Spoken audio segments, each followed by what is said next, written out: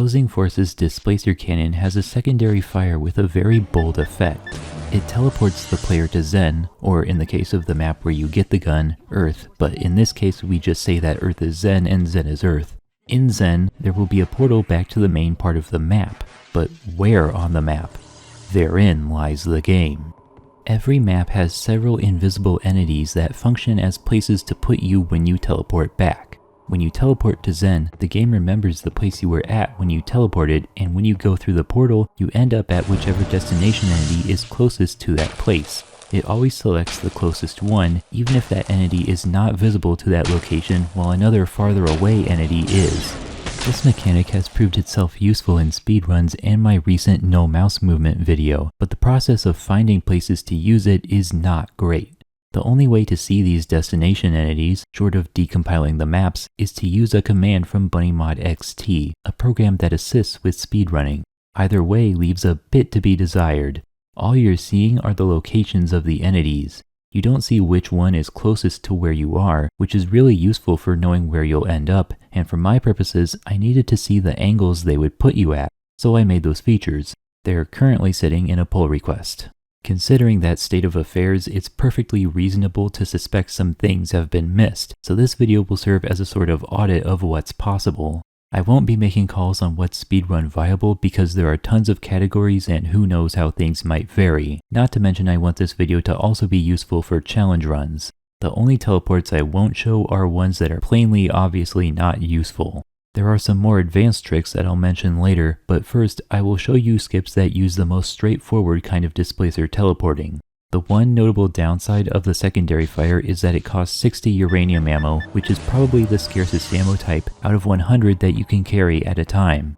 OF3A2 is a complete non-starter because the only destination entity on this map is where you pick up the displacer cannon.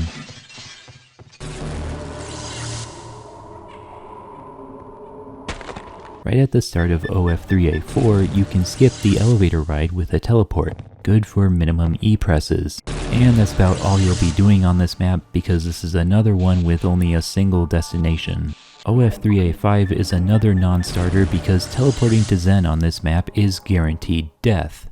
Even if you somehow landed on an island, there is no portal out. Great game design, by the way.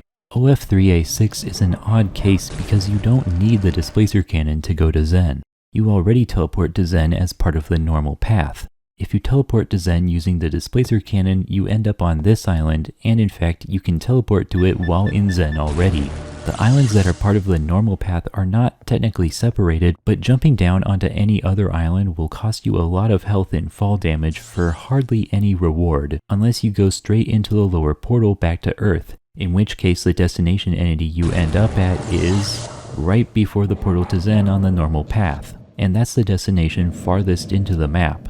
If you teleport through the displacer cannon, you'll end up at the same one or possibly one even earlier. Really the best thing you could do on this map is instantly teleport with the displacer cannon, then jump into the higher portal. So far these have been pretty boring, but starting in the next chapter, we see maps with many more destinations and many more opportunities to skip things. At the start of OF4A1, there are 5 checkpoints before you even see the biodome. You can reach this one from the pipe below. You have to stand in this corner and jump at the moment you teleport. At the start of OF4A2, you can skip this elevator with a teleport. This is most certainly not speedrun viable since the elevator moves decently fast, so minimum E-presses again.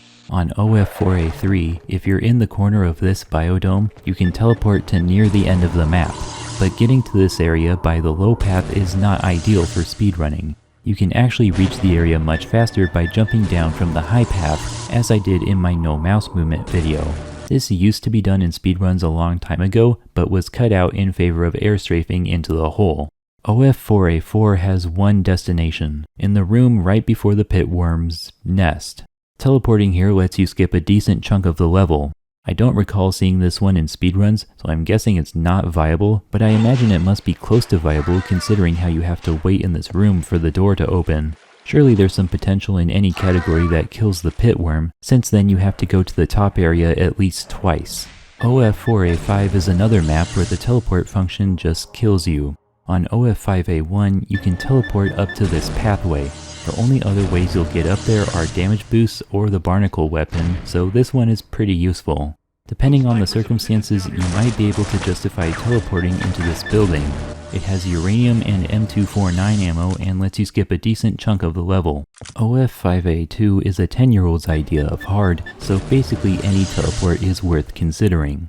At the start, there's a teleport you can do to completely skip the first dark area. The problem is that you have to be in this area. This area is the low detail version of 5A1's entrance into 5A2. You're not supposed to end up here. Getting here requires you to bypass the triggered change level that takes you back to 5A1.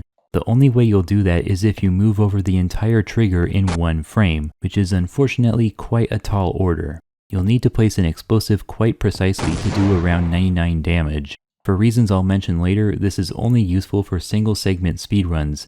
Aside from that, you can still teleport over here to skip to the middle of the first dark part.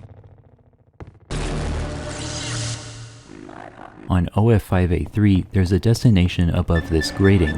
Teleporting to it lets you skip the cutscene where the soldiers open the grating. This is obviously fast, but this cutscene's downtime is also used to heal the player via this medic through the floor, so that's something to think about. Considering how close the start is to the end and how the destinations are placed on this map, I think we can rule out everything else. For OF5A4, the only destinations are on either side of the dam. Definitely not useful. OF6A1, 2, and 3 are all really lacking in anything interesting.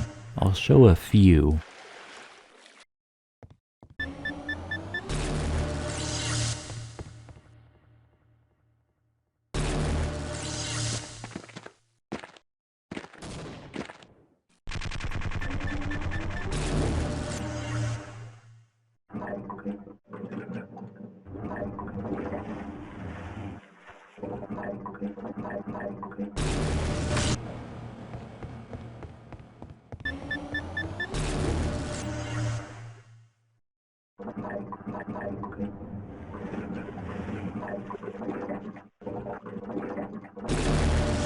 On OF6A4, there are destinations inside the room with the security guard, but there are many more surrounding the room, and they were very thorough in making sure you don't get in there.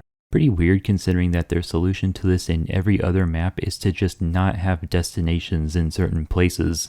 The only way you might teleport in is if you did it from past this fence, but if you could somehow get past here, well, why wouldn't you just clip through these walls instead? On OF6A4B, you can teleport in this corner to skip around the moving boxes. You could also teleport to skip up here.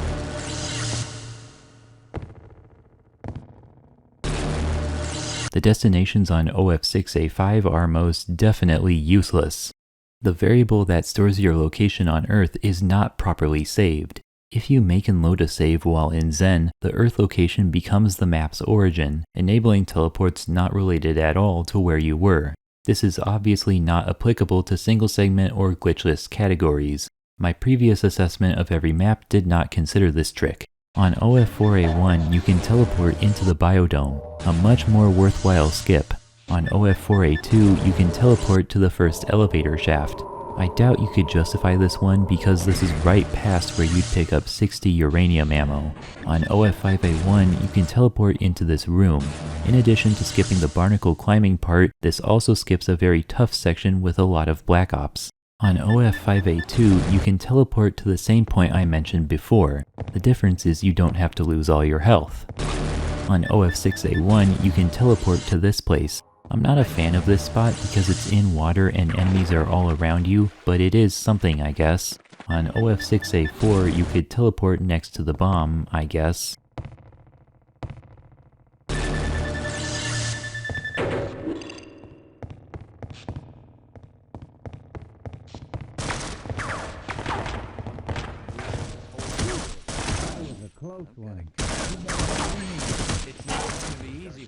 And on OF6A5, you can teleport to near the gene worm and pick up some ammo along the way. Definitely more than you'll pick up in the wind tunnel.